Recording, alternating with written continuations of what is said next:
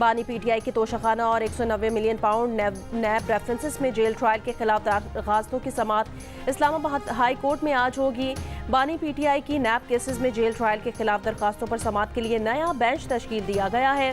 Chief justice عامر فاروق اور justice Tariq Mahmood Jahangiri سماعت کریں گے۔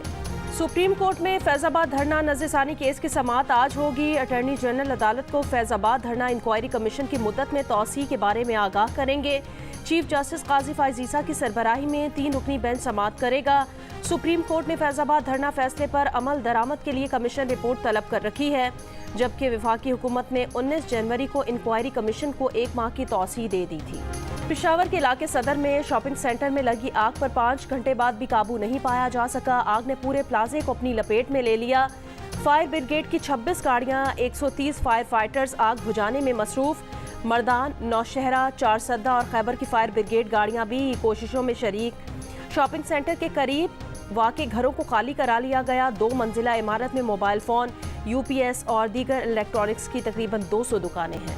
کراچی کے چند علاقوں میں صبح سویرے ہلکی بارش۔ ناظم آباد، نارتھ ناظم آباد، گلستان جوہر، لیاقت آباد، اسکیم 33 اور گلشن معمار میں بھی بادل برسے۔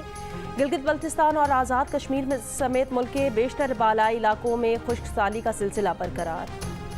پنجاب، خیبر پختونخوا اور بالائی سندھ کے متعدد علاقوں میں دھند کا دورانیہ بڑھ گیا۔ حد نگاہ کم رہ جانے پر M2 للہ انٹرچینج سے کلر کہار تک بند۔ M1 اسلام آباد سے پشاور، M3 اور M4 بھی ٹریفک کے لیے معطل۔ Swat express way colonel Sher Khan سے اسماعیلیہ تک اور M14 ہکلا سے کوٹ بیلیاں تک بند۔ نواز شریف آج مانسہرہ میں جلسے سے خطاب کریں گے۔ مریم اورنگزیب کا اعلان، کہا نواز شریف پاکستان کی ترقی اور عوام کو مسائل سے نجات دلانے کا اپنا ویژن واضح کریں گے۔ بلاول بھٹو زرداری کا نواز شریف کے گھر لاہور میں پار شو۔ نواز شریف کو شکست دینے کے لیے پی ٹی آئی کے کارکنان کا ساتھ مانگ لیا۔ کہا سیاسی مخالفین کی بہنوں اور بیٹیوں کو جیلوں میں ڈالنا سیاست نہیں۔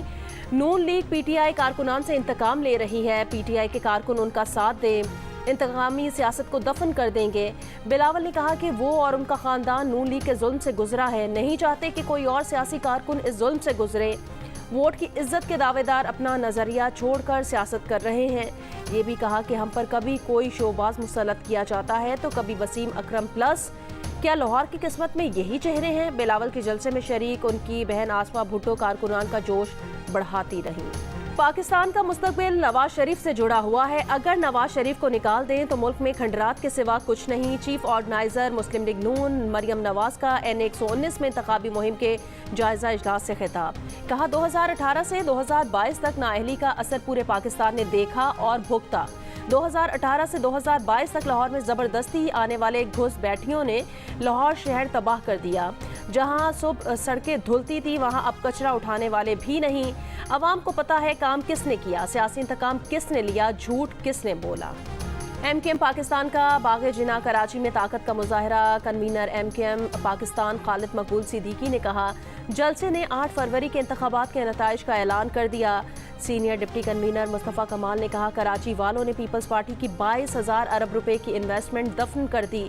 شرم کی بات ہے کہ بلاول ہاؤس میں پانی ٹینکر سے آتا ہے۔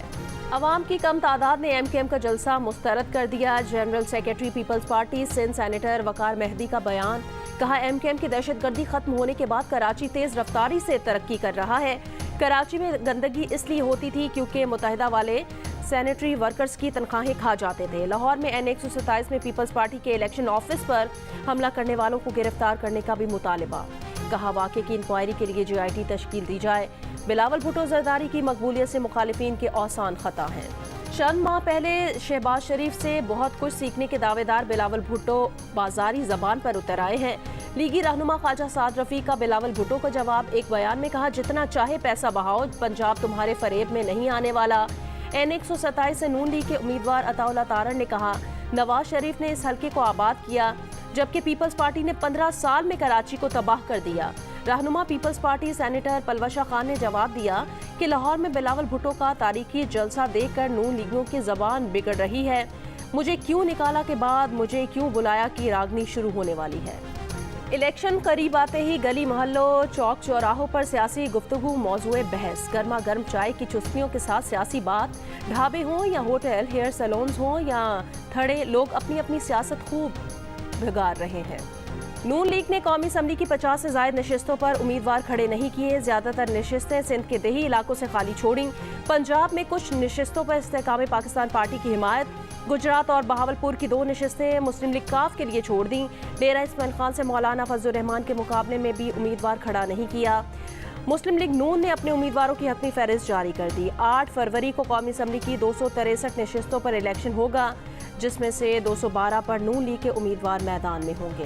کراچی کے علاقے کورنگی میں نوجوان قتل کیس کا تیسرا ملزم بھی گرفتار. ایس ایس پی کورنگی کے مطابق تیسرے ملزم نے فائرنگ کی اور لاش ٹھکانے لگائی.